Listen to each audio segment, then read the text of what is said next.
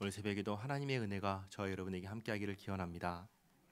예수님께서 어제 용서에 대해서 말씀을 하신 뒤에 1절 말씀 보시면 예수께서 이 말씀을 마치시고 갈릴리를 떠나 요단강 건너 유대 지경에 이르시니 큰 무리가 따르거늘 예수께서 거기서 그들의 병을 고치시더라.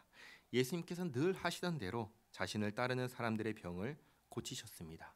그때에 3절 보시면 바리새인들이 예수께 나와 그를 시험하여 이르되 사람이 어떤 이유가 있으면 그 아내를 버리는 것이 옳으니까. 바리새인들이 이혼에 대해서 질문합니다. 이들의 질문은 예수님을 시험하기 위한 질문이었습니다. 예수님을 시험하기 위해서 아내를 버릴 수 있는 조건이 무엇인지를 질문합니다.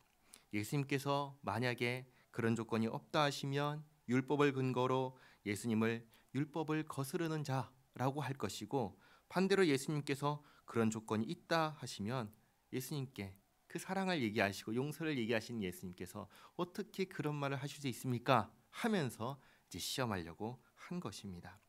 그런데 이미 예수님께서는 마태복음 5장에서 아내를 버릴 수 있는 유일한 조건을 말씀하셨습니다. 그래서 그걸 안다면 이런 시험을 할 수 없을 것인데 아마도 지금 온 사람들은 몰랐던 것 같습니다.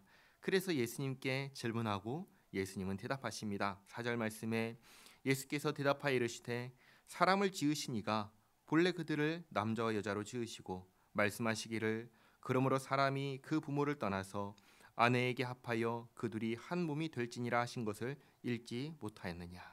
창세기 2장의 말씀이시죠. 아담이 하나님께서 데리고 오신 여자를 보며 내 살 중에 살이요 내 뼈 중에 뼈로다 라고 하면서 여자를 반겼습니다.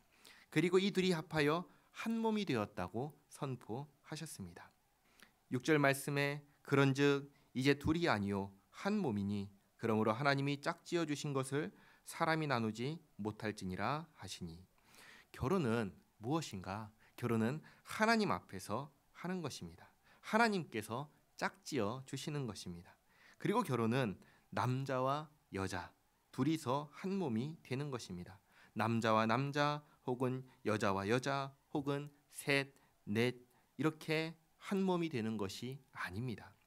남자와 여자 단 둘이서 한 몸이 되는 것입니다.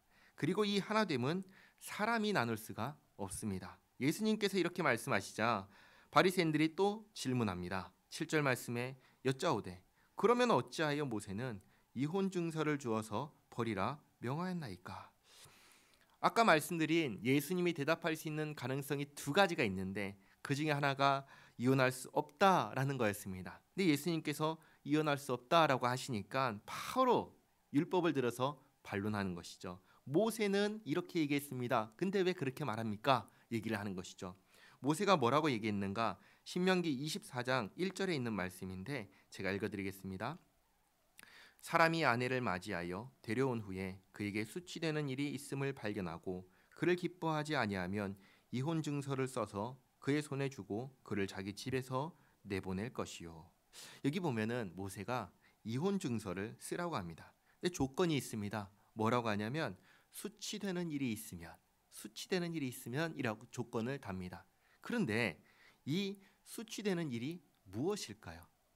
이게 정확하게 뭐다라고 나와 있지 않습니다. 그러다 보니까 코에 걸면 코걸이, 귀에 걸면 귀걸이가 되는 것입니다.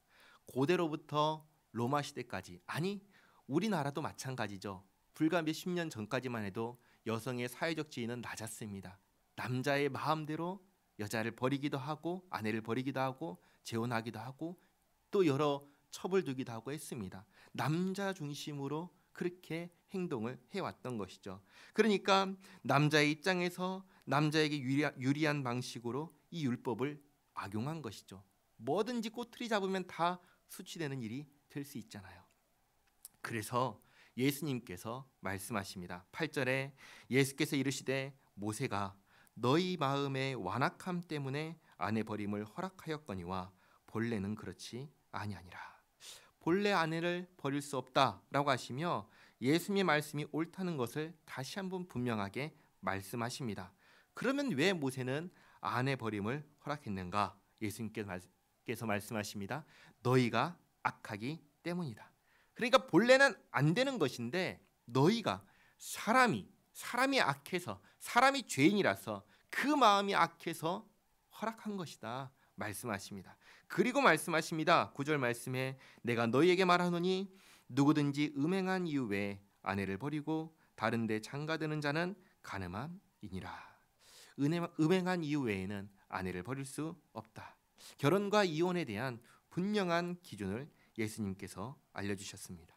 바리새인들은 예수님을 시험하려고 했지만 오히려 자신의 악함이 드러났습니다. 할 말이 있나요? 할 말이 없지요.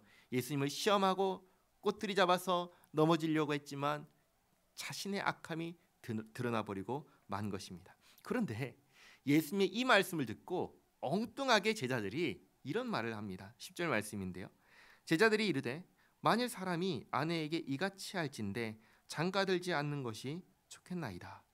제자들이 무엇이 나쁘다고 생각했는지 차라리 결혼하지 않는 것이 좋겠습니다 라고 말을 합니다. 아마도 똑같은 것 같습니다. 그 시대의 남자들이 가지고 있던 그 생각들과 예수님의 기준이 다르니까 이러면 힘든데 이런 식의 생각을 한 것 같습니다.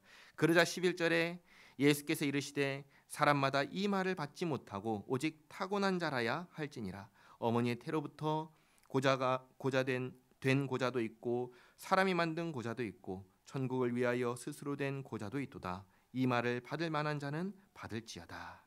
그러니까 기본적으로는 결혼해서 사는 것이 맞다 말씀하시죠. 그러나 결혼을 못하게 되는 경우가 몇 가지가 있습니다. 타고나게 결혼할 수 없는 상태로 태어난 경우가 있고 살다가 결혼할 수 없는 상태가 된 경우도 있습니다. 그리고 특별한 이유로 천국을 위해서 신앙을 위해서 결혼하지 않는 경우가 있습니다. 그런 경우가 아니면 결혼하는 것이 맞다 말씀하시죠. 물론 과거에도 그렇지만 오늘날에도 결혼이 쉽나요? 쉽지가 않습니다. 남녀의 성비가 크게 차이 나는 것도 있지만 가치관이 달라진 점도 있습니다. 그래서 결혼하고 싶어도 결혼하지 못하는 경우가 많습니다. 정리하겠습니다. 바리새인들은 예수님을 시험하고자 하였습니다. 그래서 이혼 문제를 꺼냈는데 예수님께서는 먼저 결혼에 대해서 말씀하십니다. 결혼은 남자와 여자 둘이서 한 몸이 되는 것이며 결혼할 때 이 두 사람을 하나님께서 짝지어 주셨다라고 선언하는 것입니다. 그렇기에 본래 이혼은 안 되는 것입니다. 그러나 이혼을 고대에 허락한 이유는 너희의 악함 때문이었습니다. 그리고 예수님께서 분명한 기준을 다시 말씀하십니다. 음행한 이유 외에는 이혼해서는 안 된다.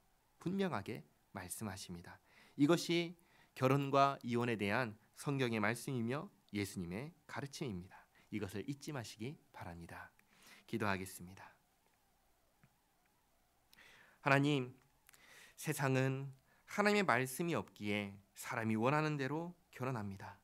남자와 남자가 결혼하기도 하고 여자와 여자가 결혼하기도 합니다. 셋이서 결혼하기도 합니다. 다 하나님과 상관없이 자기 마음에 원하는 대로 합니다. 그러나 하나님, 우리는 하나님의 백성입니다. 하나님의 말씀에 순종하겠습니다. 하나님의 말씀을 기준 삼아 남자와 여자가 결혼하여 한 몸을 이루겠습니다. 또 하나님 앞에서 이루어진 결혼이기에 간음한 이유 외에는 아내를 버리지 않겠습니다. 하나님, 세상과 다른 가치관으로 살아가는 우리를 도와 주시옵소서. 하나님을 기준으로, 하나님의 말씀을 기준으로 살아가는 우리를 도와 주시옵소서. 하나님의 말씀을 따라 살아갈 수 있도록 주님 붙잡아 주시옵소서. 예수님의 이름으로 기도하옵나이다. 아멘.